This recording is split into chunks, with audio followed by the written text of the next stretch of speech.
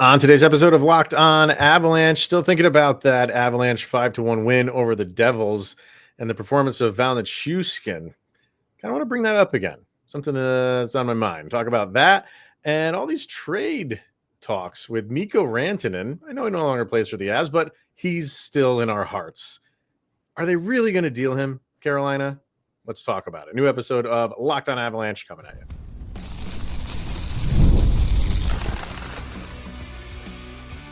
Your Locked On Avalanche, your daily podcast on the Colorado Avalanche. Part of the Locked On Podcast Network. Your team every day. All right, everybody, welcome to the Locked On Avalanche podcast, part of the Locked On Podcast Network, your team every day. I'm your host, Chris Maselli. With me, as always, Mr. Shaggy Von Doom, Kyle Sullivan. Thank you for tuning in and making it your first listen of the day. Always appreciate it. If you want to get in on the conversation, join our subtext. The link is in the show notes below. You chat with Kyle and I one-on-one, and we get your opinion, everything Avalanche related, which we share on this very podcast. We'll do that for the Mikko Rantanen discussion. If they feel like, he could be moved again. And they threw out some predictions too for this Avs Wild game, which is Friday night. So we'll get to all that a little bit later. But we're going to start typically like we usually do following the day after a game. We do morning leftovers and some things that are still sticking with us. In this case, that Avs game over the Devils. And the return of Val Nichushkin. There's something I want to bring up with him, but I'll throw it over to you first. Anything that's, that when you woke up in the morning after that nice, solid victory, anything that was still rattling around in the Shaggy Von brain there? Oh, it was a fried one yesterday. I wish I would have mentioned, by the way, as of recording, This is Chris's birthday. So please, I put it in the comments yesterday, but please wish the captain a happy birthday. 44 years on this earth, and the Avalanche can only win 3 titles. What the heck? I know. You share the same birthday with Pokemon. I mean, which I didn't know that. I mean, I'm not a big Pokemon guy. You are, and I have friends that are. And this is the first time that it's ever been brought up to me. So that's why you keep me around, my friend. I think that's the only reason. Yeah. I was. It was a long day yesterday. I had a lot on the mind, and I'm not used to Avalanche wins. So, something that really stood out for me. We kind of mentioned it when we were compiling the stats of yesterday's game, but we mentioned the Avalanche went 2 for 4 on the power play, which is cool, which is awesome. But you know why they were 2 for 4 on the power play? You know who scored those 2? That's Nathan McKinnon twice. Both of them, yeah. In the same period. Yeah. Okay. It goes back to when Nathan McKinnon, this goes to, and I'm pretty sure this is going to segue into your point about Val Nichushkin. Mm-hmm. But we always talk about that Batman and Robin dynamic that used to be there with Nate and 96. We'll get to him in a bit. Mm-hmm. But Val is also kind of like the Nightwing. He's not that Robin status, but he goes rogue. He does his own thing, but he also helps out. And you could tell, even though Val didn't show up in the stat sheet, like Nate appreciated his presence and he got to do his thing. Like Nate was unleashed. This was 4 Nations, Nate. And you got to see that on full display, especially in that third period. And things go so much better when Nate is in that mode, when he's hungry. We could attribute those back-to-back losses to rust and getting back into the swing of things with the Avalanche for 4 Nations. That's probably a different style of a locker room, but this is what I want to see is that kind of like hungry Nate who could get 2 goals on the power play, and you're just like, that's one of the things you talk about amongst many others because everybody else feeds off Nate. Yeah, I mean, and McKinnon scores 2 goals, and people are like, "Oh, give Val Nichushkin all the credit." But and I say that kind of like tongue in cheek, but it's you see, and we said this yesterday. What he can add to this team, and the thing that I wanted to bring up specifically with Nichushkin was. They said it. I was on. There was a post about it. I think they even brought it up in the broadcast.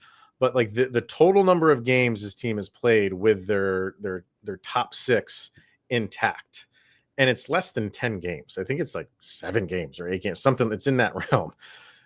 But when you really look at it, when you look at the numbers, it kind of like that alone, you just throw that out there, like, wow, that's nuts. And you look at it, right? So the Avs have played 60 games so far.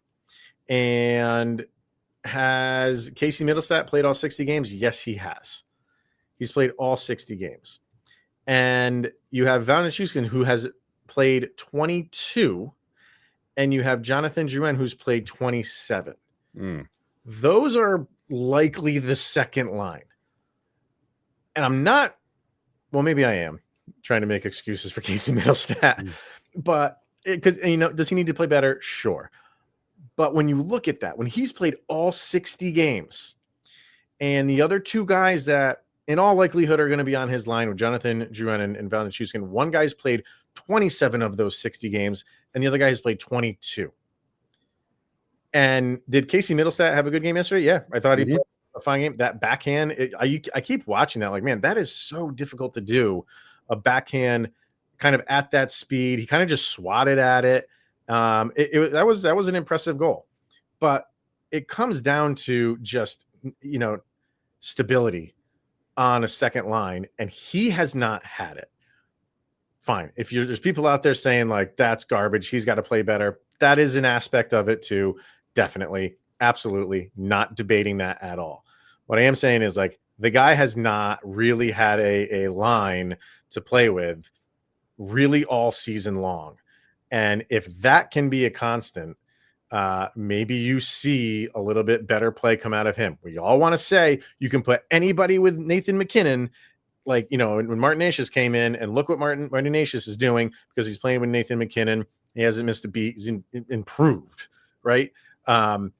Why can't that be true for other guys too? Why can't that be true for somebody like Casey Mittelstadt? Not that he's going to go crazy and give you, cadre numbers, but he will settle in and have two guys who are pretty dynamic in their own right flanking him, and that brings out a better game in him.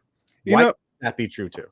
You bring up a fantastic point, because the offseason was basically we're awarding that second C to, like, that's his position. Casey Mittelstadt, we're going to sign you. We're going to build this line around you. And it's like you're getting your brand new dream job. And they're like, okay, you're done with your training. Well, you don't use the training parking space. You have to park 2 lots down. And that computer you learned on, we're going to give you a completely different system. Now do what we ask you to do. And that's what Casey Mittelstadt's kind of got. Like, we built this line around you, and those pieces weren't there for the good chunk of the year. But we kind of anticipate Casey Mittelstadt to produce as we anticipated without the pieces that were around him. And now I'd like to see, especially going into the Wild game, like, is this sustainable? Are there some pieces that work better? Because the lineup has been changed. And you brought up that stat about the top 6. I mean, if you want to throw in like Gabe Landeskog, it's never been the same. And Miko Rantanen, that was a timepiece that you will never get back again. So this has been some drastic changes in this lineup. And again, this is a stick taps to Bednar, but I would like to see some more consistency out of Casey Mittelstadt now that he's got his friends back. Yeah, if you can't do it, if you're getting these two guys consistently, and there's no more injuries and nothing happens, and they are playing with you night in, night out, and you're still struggling, okay, it's a Mittelstadt problem. Yep. Do I put it fully on him, complete, like 100% on him? No. But you would also I guess the flip side of the argument is, well, we're saying you put anybody with Nathan MacKinnon, it would be nice you could put anybody with Casey Mittelstadt. But it's different. That they're in 2 different pay brackets for that reason. Exactly. But I would. You're right though, and if he can get those two guys consistently on his line as his wingers, that's crazy. Just looking at that, it's crazy that he had. We said that in the beginning of the season, knowing that Nichushkin was not going to be there until November. And we said going into the year, it's going to kind of be like this revolving door for him. And you felt bad for him. But he started off the season pretty hot. Yeah. Mittelstadt did. And things cooled down. It hasn't gone the way that anybody wants it to go. I'm not trying to shine the turd here. I'm just saying, like, could this be why? Maybe. I'm not saying this is the answer, and I'm not saying it's going to fix everything, but come on. Like Nathan McKinnon is a guy that he eliminates mistakes that other people make on the ice. And Casey Mittelstadt, while he's made a lot of mistakes, he doesn't have somebody like Val Nichushkin there to clean up after him if he makes a mistake and keep the puck in the offensive zone. It's just he has guys that are not at his level, his caliber, and I think everybody suffers for it. So let's see if it may, and if this is the last straw for people, I'm okay with that. If you say like, fine, I'll give him, put him with Nichushkin, put him with Drouin, see if this can bring out the best in his game. If it doesn't, I am completely done. I won't argue with you. But let's see what it can do. Let's see what it can happen. We've had to forgive all of our favorite players at some certain point in this season for their play at many times. And hey, thank goodness for that final result against the Devils, because Cale Makar had a terrible, atrocious turnover that almost resulted in a goal and a momentum shift. Yeah. And not a word has been mentioned about that. Like there are so many things that we have had to forgive to get on with this season. If we do keep Mittelstadt, just grade it on a curve and like let this be the low score, throw that out, and his high, throw that out, and just base it off the middle. And now that he's got the consistency, this is where we could really gauge. And don't worry, the front office is doing the same up until that trade deadline. I was just going to say, would it surprise me if they trade him tomorrow? No. Nothing would surprise me. So I think everything's on the table right now, and I just feel like that's one of them. I feel like the front office sees that he's played every single game, and 27, only 27 from Drouin, only 22 from Val Nichushkin. People are going to take a hit. Players are going to take a hit from that when you don't have that talent that you're expecting to be playing with. You're not. Let's see where it goes. I don't know. All right. Let's you mentioned Mikko Rantanen. His name's getting thrown out there a lot right now. Would Carolina really flip him before this trade deadline if they cannot reach a deal before the trade deadline? I don't know. That's next. Let's hear from FanDuel, because when the game tips off, the NBA action is just getting started. And there's no better place to get in on it than FanDuel, America's #1 sports book. And with FanDuel, you can place live bets throughout the game. So even if you miss the opening tip-off or want to bet on a fourth quarter comeback, you can stay in the action. And if you're looking for a bigger payout, you can even combine your live bets into a same-game parlay. And right now, new FanDuel customers can get $150 in bonus bets if your first $5 bet wins. Just visit FanDuel.com to join today. That's FanDuel.com for your shot at $150 in bonus bets. You can make every moment more with FanDuel, an official sports betting partner of the NBA. All right, Mikko Rantanen. Yes, I know he's no longer with the Colorado Avalanche, but he's still in our heart. He's still... Well, I was going to say in the Mount Rushmore, but maybe that's a conversation for another time. I didn't know what a conversation for another time is. Do they hang his jersey up to the rafters, hang his number up to the rafters? Oh boy, that's another conversation. But bring it up because it's interesting. Like, he's still in the minds of a lot of Avalanche fans. You're hearing a lot of chatter of, could Carolina really flip him and trade him again before the trade deadline? And I don't know if this is just media wanting to come up and maybe create a story that isn't there, or if there is some validation to this, because he hasn't signed there. He hasn't. The last I heard, I was actually watching the game that he played tonight before we were recording this, against the Sabres, where he scored a goal and an assist in the first 10 minutes alone. And then he didn't have anything after that. I think they won 5-2 regardless. They said during that broadcast that his team, or his agent and stuff like that, was going to let Carolina know in the next couple days where his mind is at. Apparently they have offered him a contract, the full 8 years, over $100 million. I think it's like 12.8 million or in that range. He hasn't said no, but of course he hasn't said yes because it hasn't signed yet. What do you think? Like, if he just doesn't like it in Carolina, If he wants to just test the market, if he has his mindset, like I've always wanted to play here, I want to go there. I don't know what to make of this right now. My gut tells me there's no way Carolina is going to flip him. They're going to just do what I thought the Avalanche were going to do and just go for it, and then take their chances in the offseason. What do you think? This is an interesting situation. I can't wait to see how it fully plays out and what the final story is going to be on this. I'm not going to play devil's advocate and tell the Carolina Hurricanes what to do because I hope they lose every game for the rest of Yeah, their you're tournament. not a Carolina fan. That's no secret. Yeah. But try to take that out of the equation. I'm going to take off my Shaggy Von Doom hat, just come to you as Kyle Sullivan, and I'm going to say it would be ludicrous for Carolina to trade Mikko and expect to get any kind of value at this point. Mm-hmm. You're taking home a crunch wrap and you're trying to microwave it and then try and enjoy it for dinner, and it's not the same. Yeah, it's a crunch wrap, but it's kind of on its second day. You're not going to get a Natchez or a Drury in return, talent wise. And honestly, if Carolina if he's not wanting to sign, big deal. Write it out, push for the cup, deal with it in the offseason. If he's not going to sign, let him walk. It's not going to hurt you. You're not committing to a lot here. Chicago paid for a lot. So this is not really hurting the books for Carolina here. Yeah. Just write it out. If he doesn't sign, he at least help you push. Treat him as a rental. That's what I don't think they were anticipating. Like they didn't want this to be a rental, and I completely understand that.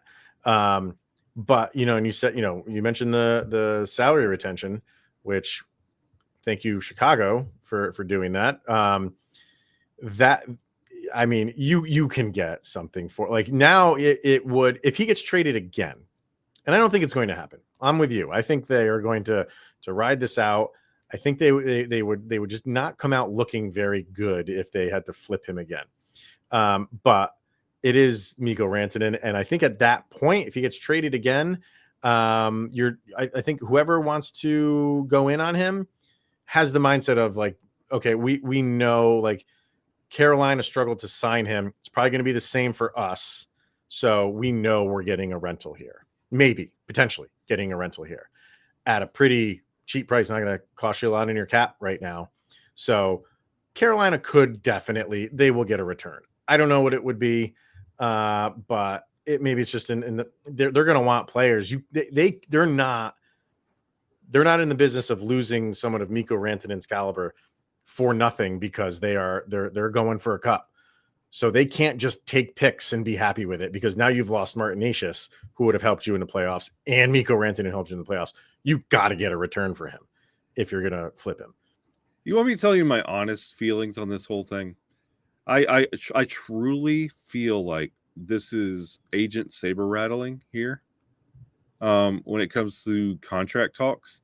And I feel like there are already 2 franchises affected. For 30 other organizations in the NHL, they're not looking at, Mikko Rantanen might be available. It's what's going on with this contract situation. Like Colorado they could have easily signed him. There was some kind of stalemate. That's a red flag number 1. Then he gets traded because of this and goes to that team, and all of his conversation, even in the media, sounds very disengaged, passive. I don't want to talk about it. And now it's possible trading again. So if I'm any other organization, I'm also kind of concerned unless I have this locked up ahead of time. Like, if you're coming here, you will sign a deal and we are going to sign it immediately. Like, you don't want to be the third team that has to hear, we're still in talks with Mikko Rantanen. He hasn't given us a yes or no, because this will be the 3rd team in 1 year.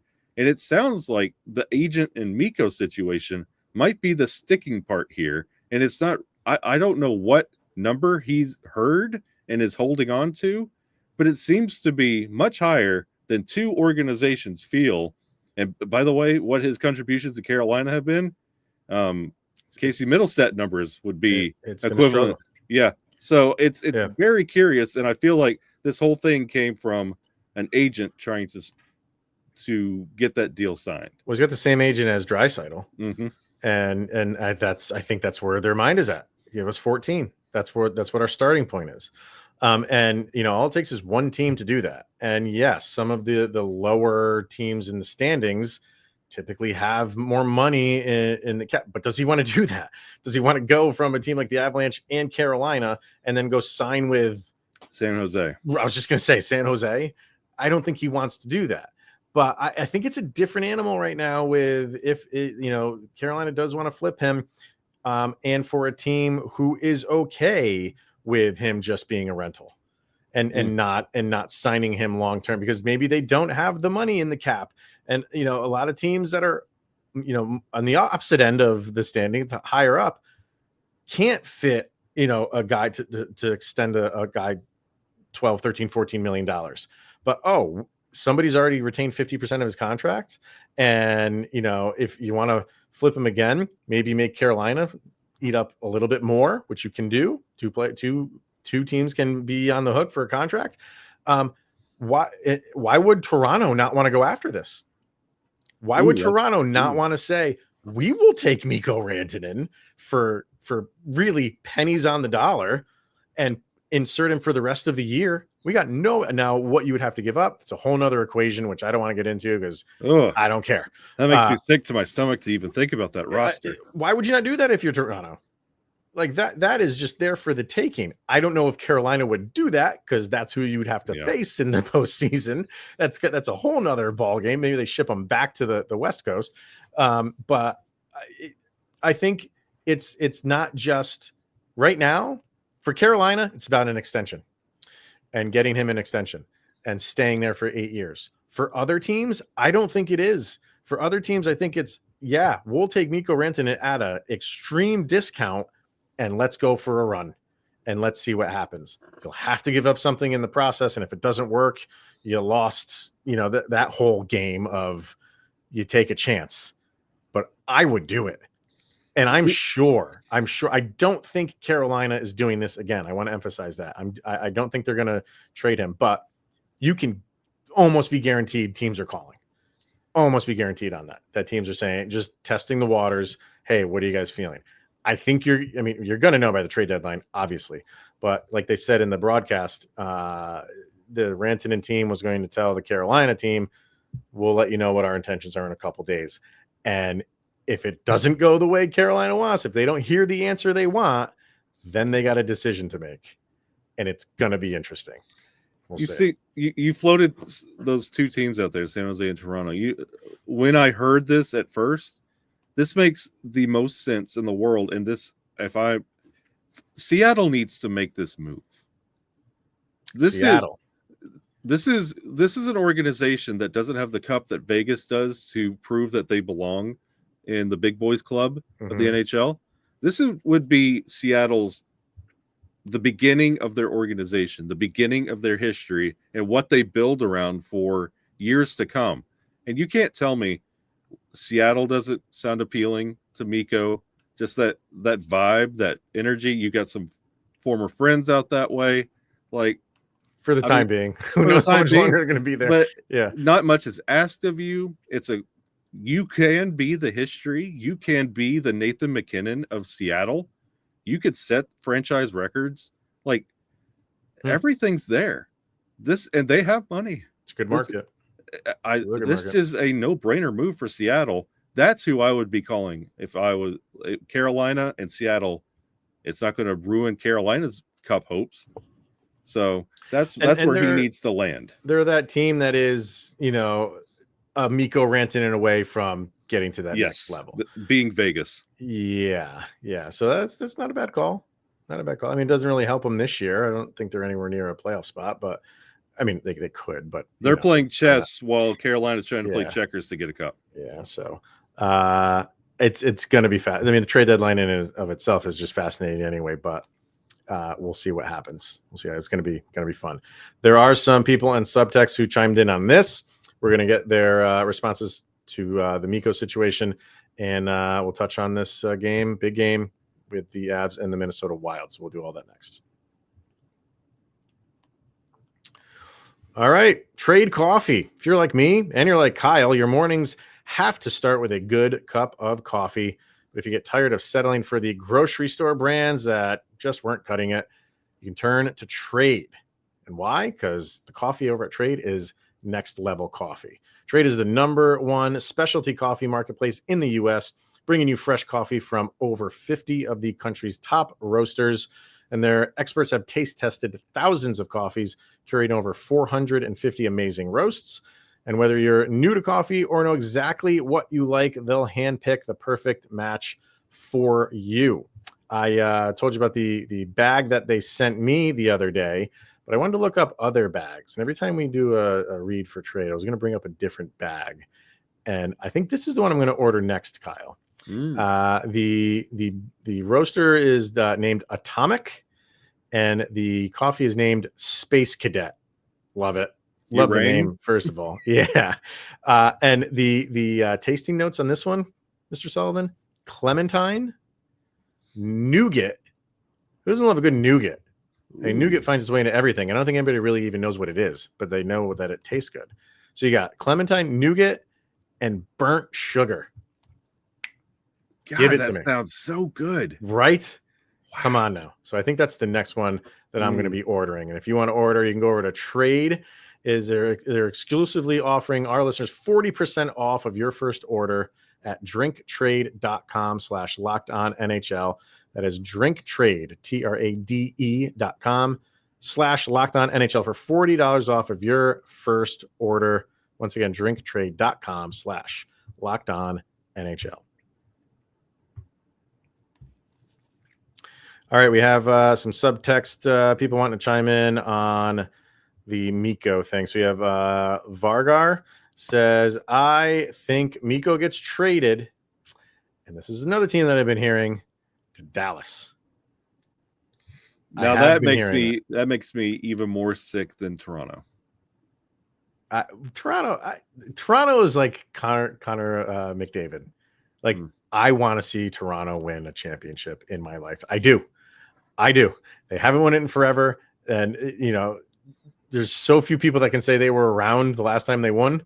I want to see Ovechkin, and I am a huge Gretzky guy. No. I want to see Ovechkin beat the record because nobody ever thought that it would happen. And we are alive in a time where it's going to happen. That's amazing. The same goes for Toronto. I don't root against Toronto. It's fun to do it, but I don't root against them. No, like, this makes me sick just thinking of like Mikko Rantanen becoming Sinestro from Green Lantern Corps. Like, he started out as a Green Lantern, had the willpower, and then harnessed the power of fear, became yellow. This is just gross. I don't even want to see this. Cody says, I don't think Miko's going anywhere until the off season. Yes, I think that's really on really anything is on the table, but I think that would be the most. Hey, Mikko Rantanen, this is the contract that they all want to get right and cash in on and go to the right place, and you have earned this. You've been in the league long enough, and it's your 28-year-old, 27, 29-year-old contract where this is the one where you cash in on. Mm-hmm. I have no problem with him waiting this out and doing what he wants to do.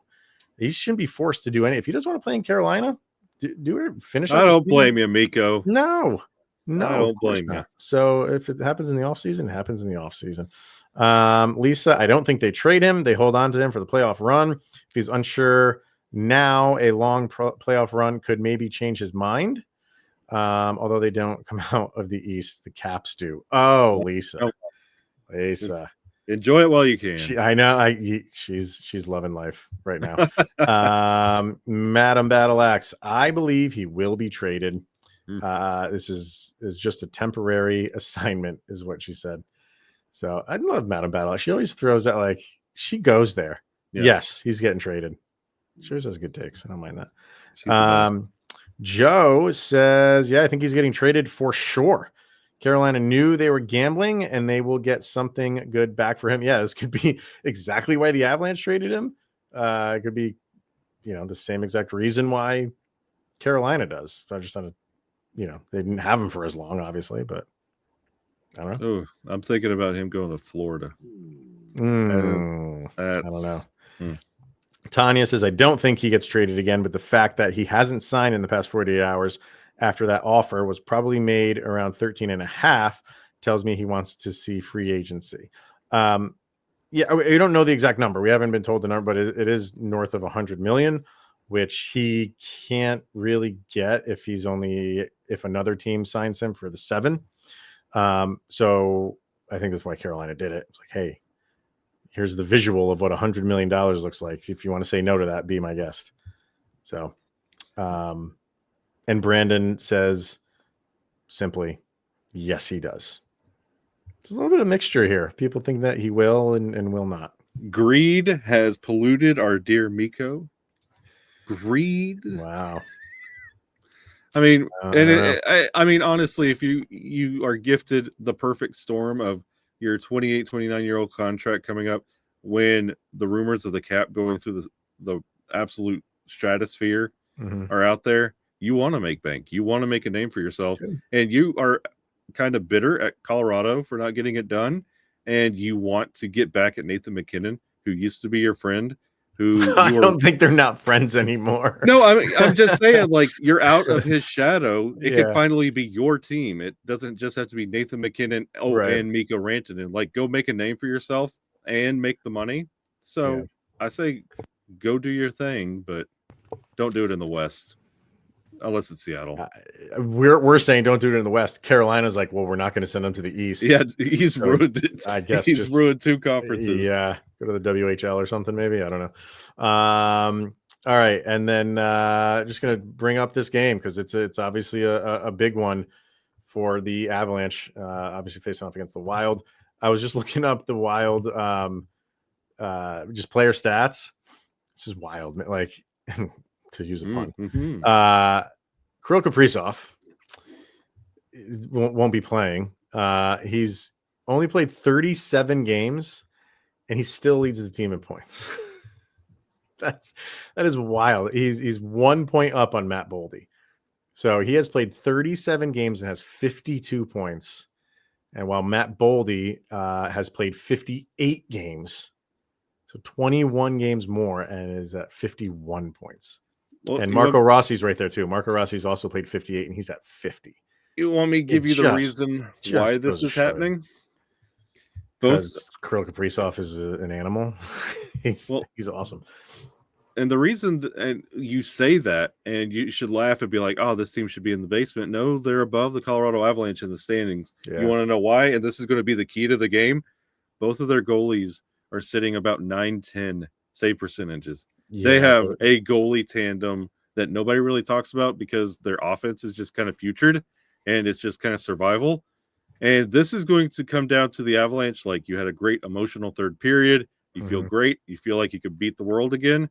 You're going to get punched in the mouth against Minnesota, and you're going to get goalied. So what do you do when things don't go your way? Do you turtle and just kind of give up, or do you fight back? That's what it's going to come down to, is the emotional strength to get through this game, because they have a really good tandem of goalies in Minnesota. They do.